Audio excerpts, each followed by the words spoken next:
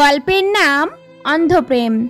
এই গল্পটি ভালোবাসার মানুষের চোখ খুলে দেবে। একবার জঙ্গলের রাজা অর্থাৎ সিংহ শিকারে বেরিয়েছিলেন। তিনি একটি সুন্দর হরিণ দেখতে পেলেন।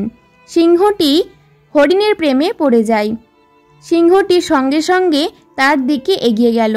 সিংহকে দেখে হরিণটি খুব ভয় পেয়ে গেল। কিন্তু সিংহ বলল, দেখো, ভয় পেও না, তোমার একটু অদ্ভুত লাগবে, কিন্তু আমি তোমার প্রেমে পড়ে গেছি। কিন্তু এ সময় হরিণটি ভয়ে কাঁপছিল।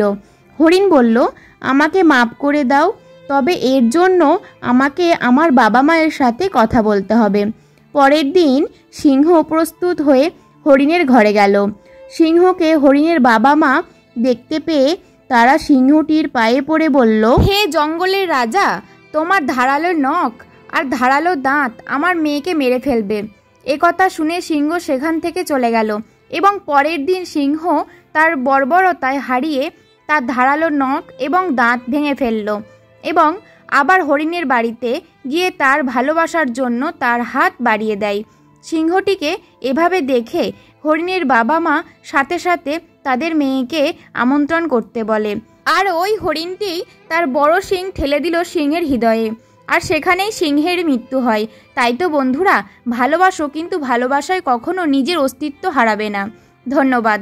আমার এই ছোট্ট গল্পটি আপনাদের যদি ভালো লেগে থাকে তো একটা লাইক অবশ্যই দেবেন এবং বন্ধু প্রিয়জনদের শেয়ার করে চ্যানেলটি সাবস্ক্রাইব করে রাখবেন।